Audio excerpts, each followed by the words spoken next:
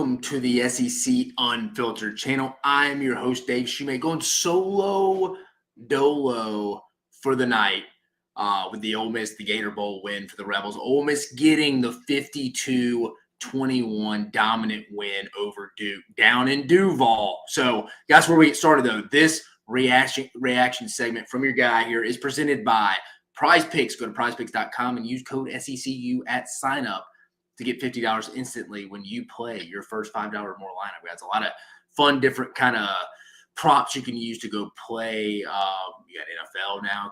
We still got a couple more college games, guys. We got semifinals games. I actually don't know if they have any college basketball bets on there. I need to find that out for you. But go use our buddies at Prize Picks. Tell them your friends over at SEC Unfiltered sent you. And again, use code SECU at sign up to get $50 instantly when you play your first $5 or more lineup.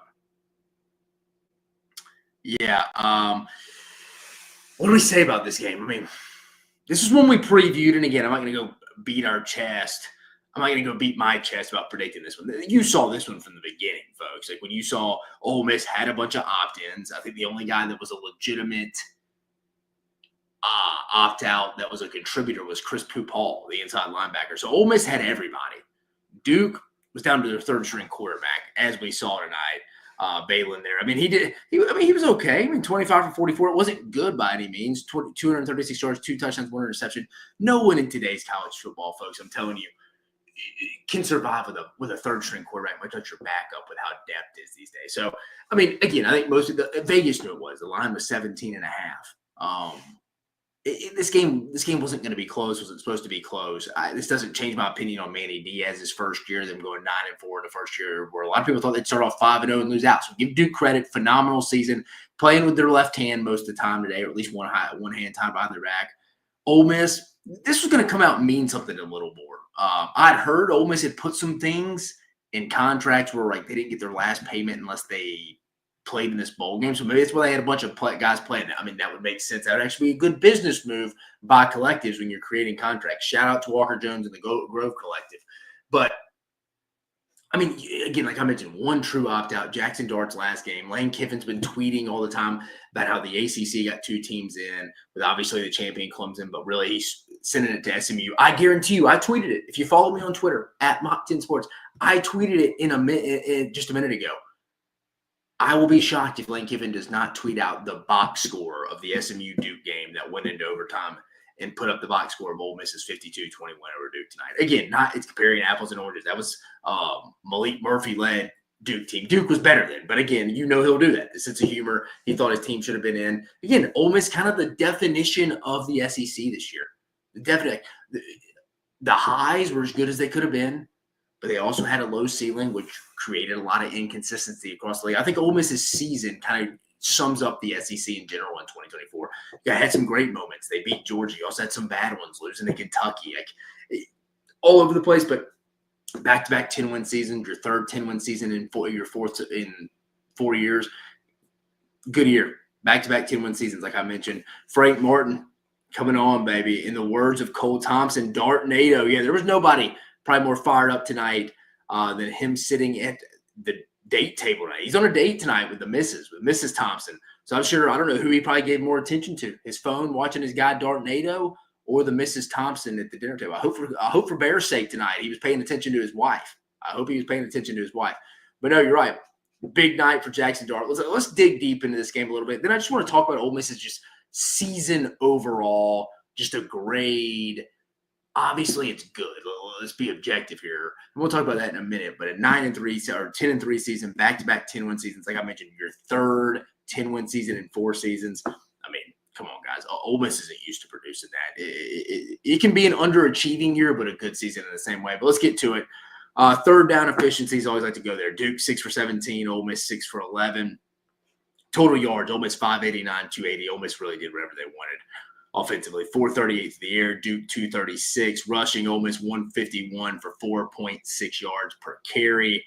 Rushing yards for Duke, only 44 yards, 1.9 yards per carry. Penalties, not a lot by either team, really. Duke only had one discipline there. I mean, it's 6 for 45 for Ole Miss, but no team got in the double digits, and that's where you start getting a little scary. Their turnovers only 2 for both teams. Duke had 1, Ole Miss had 1, so that evened out. Nobody won the turnover margin. Time of possession to Duke, 3:02 to 29:51, almost the exact same from Ole Miss over there. Just Duke was shorthanded, folks. They were shorthanded in this game. It is what it is. I thought Ole Miss would come in just like up there, kind of with South Carolina, and had a ton of motivation from it outside the playoff teams of Tennessee, Georgia, and Texas. The teams in this area of the bowl games, from like I said, outside the playoffs on, really the Citrus Cheez-It Bowl all the way down to what the Gasparilla Bowl Florida played in.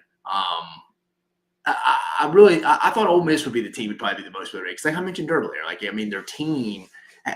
The whole team was playing. You don't see that a lot, and I think they were kind of angry, and Lane Kiffin was going to sell that. Jackson Dart, the last game, is an Ole Miss Rebel, an all-time great Ole Miss Rebel. I was on the phone with a buddy as we were kind of watching the middle of the fourth quarter on. I mean, again, most people knew this game was over at half. I mean, it was 24-7 at half.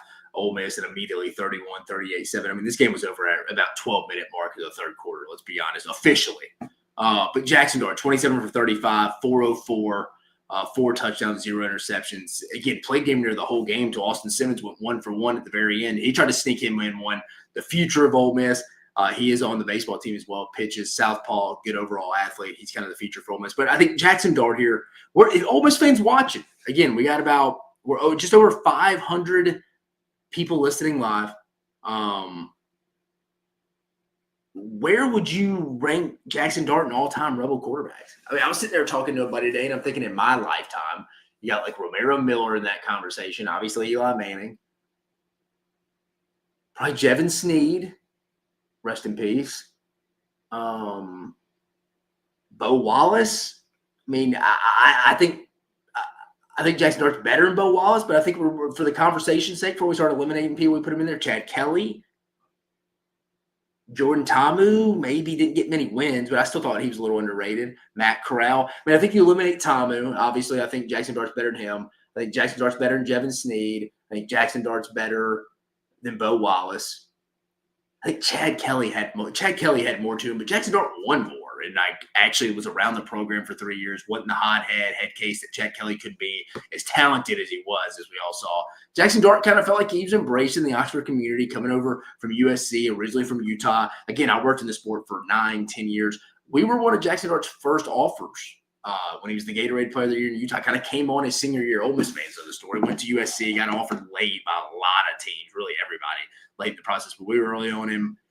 Good kid. I remember trying to get over. He ended up not coming for an OV, but good kid, good family.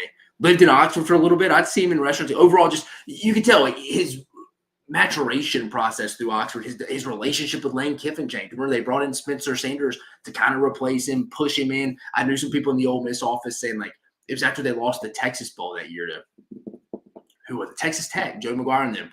That Lane Kiffin in the meetings all week in Houston was kind of trying to replace Jackson Dart. And Jackson Dart's dad and them knew that. It was kind of like, well, what's Jackson do?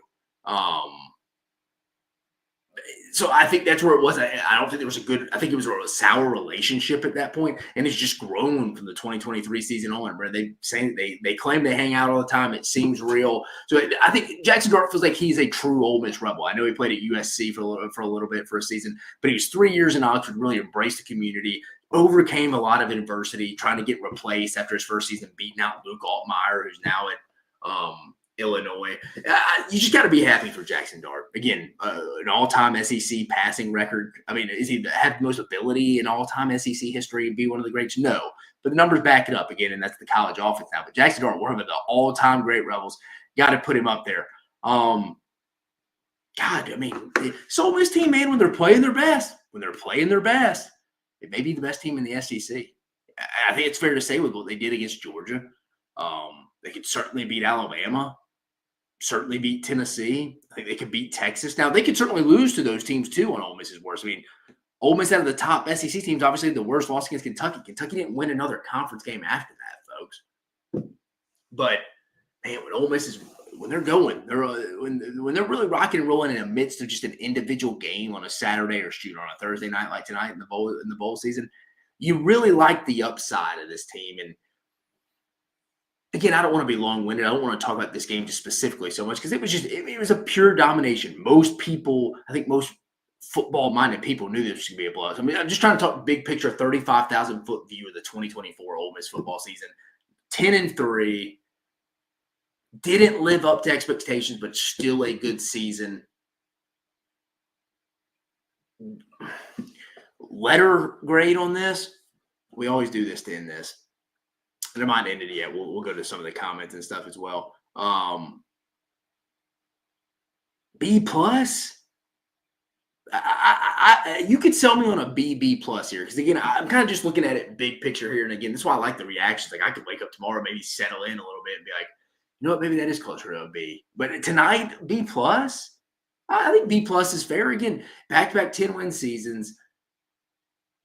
Yeah, again, like, two things can be true at once, and I feel like we struggle, just not even in sports, just in all aspects of life. Everything's got to be black and white. Why is that, guys? Most things, when we pull back the layers and contextual layers of this, most things are somewhat in the middle, in the gray area. That's where this is. Like, Ole Miss definitely did not hit their expectations or make the playoffs. And you factor in who they had coming back, the experience, what they bought in the portal. The schedule was beneficial. Let's call a spade a spade. And you just only won 9 games. You have no one to blame but yourself. But I think at the same time, to be like, hey, man, we ended up winning the bowl game. If you would have lost the bowl game, different conversation. But we ended up winning the bowl game, getting to 10 wins. Like I mentioned, back-to-back 10-win seasons, 10th win, your third 10-win season in the last 4 years. Just a phenomenal. I mean, Lane Kiffin is almost really relevant now. I mean, they do. I mean, Lane Kiffin's like his own brand a little bit now. Like, he keeps Ole Miss in major college football conversations. And again, I think that's a compliment to the Grove Collective.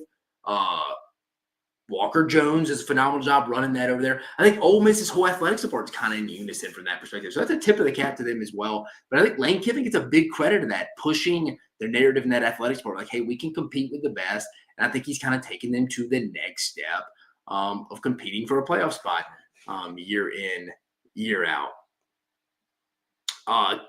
Taking into account, he played 3 years. He's first or second, statistically first. Yeah, Dylan Baskins, appreciate you listening, going up a little bit here. Dartnado, our boy Bear. There he is, Dartnado at Frank Martin.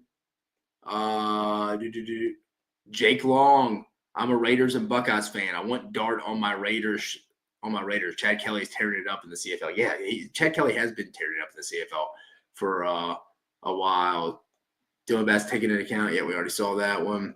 Rodney Maynard, appreciate you listening, man. Dart felt more than just correct. You agree. That's a good way to put it there, Rodney. I appreciate you listening. It kind of felt like, I don't know, he just molded into the Ole Miss kind of like face of some of the athletics program. Again, I lived in Oxford for 2 years after I got out of college football, working with a startup company. And I would go to a decent amount of Ole Miss events, and like all kind of like they're in between. Like you went to a basketball game in a media timeout, the under 8, 12, 16, whatever timeout it is for the media. And they would put on the scoreboard, or even at baseball games, just like athletics commercials, like donate to the Grove Collective. Jackson Dart was the face. You're right. And again, that comes with the quarterback position naturally, even at the NFL level. But you're right. He just felt more than a quarterback. It's a very good way to put it. Touche. TCAA, what round do you think he's getting drafted at? I don't know. His thing, I've never been in a room and talked football with Jackson Dart before, so I don't really know. He seems like a smart enough kid, so I don't know from that perspective. I don't know if he's going to throw at the combine or throw at the pro day. That'll be interesting as well. Testing numbers should be okay. I don't think it's going to really. I don't know. I don't think expectations will be overly high from NFL personnel people from that perspective. From an overall, like his 40s, vertical jump, broad jump, stuff like that. Bench stuff, he's not going to do that. But I mean, I think he'll have a good plan. I think he'll get with good trainers. They'll have a good game plan on his throwing portion of things, either at the pro day or at the combine at Indy. So that'll be interesting perspective as well. Tough to say, man. It's not a great quarterback draft class. I mean, it's really not. It's Shadur Sanders sitting there probably at number 1. I mean, it's really not an overall draft. And I think that's why Jalen Milroe decided to hit the draft this year, because as bad as he played 2 days ago against Michigan in Tampa, I mean, he's probably not going to get drafted as high anymore. So that helps Jackson Dart as well, but just out of pure position of need. Rodney Maynard says B+. He agrees with me. I agree. I would give Ole Miss a season a B+, another 10-win season. Rodney, again, my biased opinion is that Ole Miss is a top 5 team, but just how the chips fell this year. Yeah, everything it lined up for Ole Miss this year, man. They hit most of the portal guys. The schedule, like I mentioned, was there. You dropped that one to Kentucky and Florida. And shoot, and people forget about the LSU one. That's a game they led all 4 quarters until they did it, and the game was over. when Garrett Nussmeier hit Kyron Lacey for the win. I mean, it was what it was. But no, man, I said it probably even after that, the week after that, me and Cole and Sunday Funday ranked the top 5. Like, thought Ole Miss was still a top 5 team in the league. I think they're definitely a top 3 team in the SEC. I think they're better than Tennessee. I think they're better than Alabama. They're better than South Carolina. They beat South Carolina head to head. I think the top 3 would be depending how Texas finishes. I mean, you got Georgia as well. I think Texas, Ole Miss, Georgia could beat each other all in a given day, and we've seen it. I mean, Ole Miss beat Texas. I mean, beat Georgia. Georgia beat Texas twice. We just don't have that common. We didn't have that game between Ole Miss and Texas, but I mean, it'd probably be about the same. Really close game down to the wire. Again, Ole Miss sums up the SEC to me, folks. We have 711 people listening. I feel confident in saying this, and I thought about this as Ole Miss was playing. Ole Miss sums up the SEC this year. High ceiling, lower floor than normal. And they're not the best conference this year. It's the Big Ten. It is. Top heavy and through the middle of the league, I think. And I think middle of the league's a little bit of a toss-up, but I think with the Big Ten having Ohio State, Penn State, and Oregon, it's 3 top heavy, and I think at least 2 of those 3 teams are better than the SEC's top 3 teams as well. But I think Ole Miss is in that top 3 conversation. And I think they have a very high ceiling, but also lower floor than normal. And I think that's the league in general. I mean, look at Ole Miss's Georgia win, dominant Georgia win, and the Kentucky loss. Think about it, guys. Kentucky went 1-7 in league play. They didn't win another conference game after that. That was a bad loss. Certainly the worst loss out of the 9-3 SEC teams up in the playoff conversation before bowl season hit. But I mean, they summed up the SEC in general. Just a lot of inconsistencies at times, even within games. And I think a lot of SEC teams are like that. But really, Ole Miss, even go back to Ole Miss's Oklahoma game, is a little clunky offensively at times. I thought the defense was very consistent for Ole Miss. I want to give Pete Golden and them credit. I think Pete Golden and his unit, Coach Joyner over there, the defensive line coach, does a good job.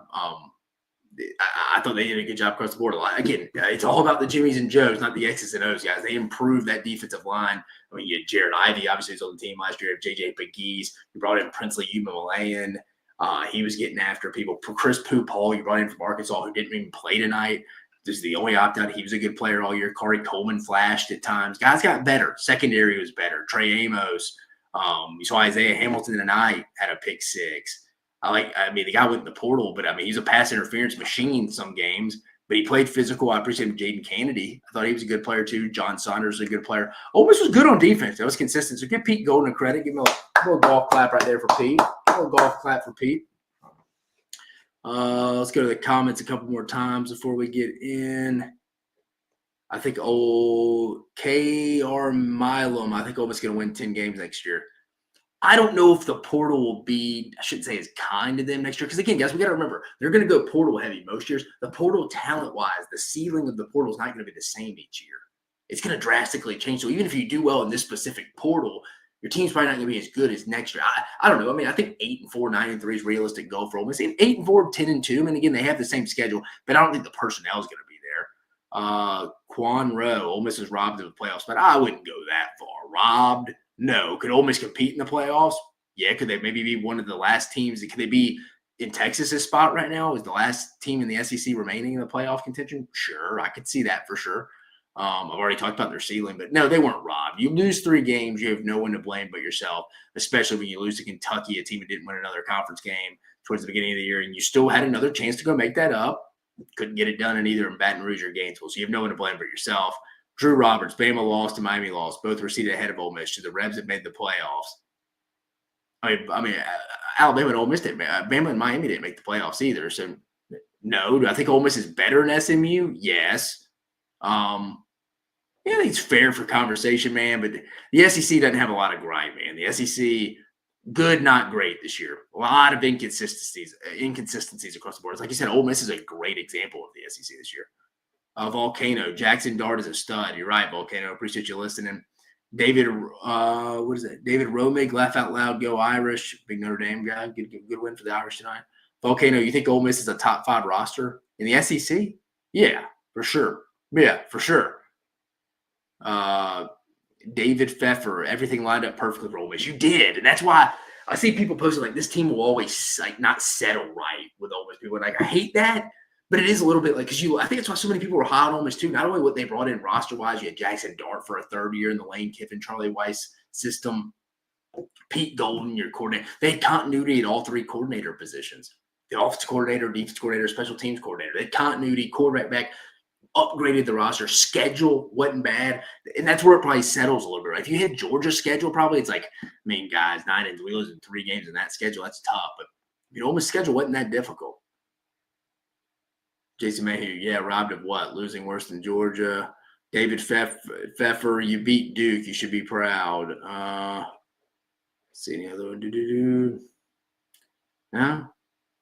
No, I don't see any more, guys. We've been going 20 minutes and a half, guys. Again, I know it's late. It's about to be midnight here on the East Coast, but we had to go react, man. Ready to go Han Solo tonight, reacting to the Ole Miss 52-20 win over Duke in the TaxSlayer Gator Bowl. Ole Miss caps off their season 10-3, and I gave it a B+.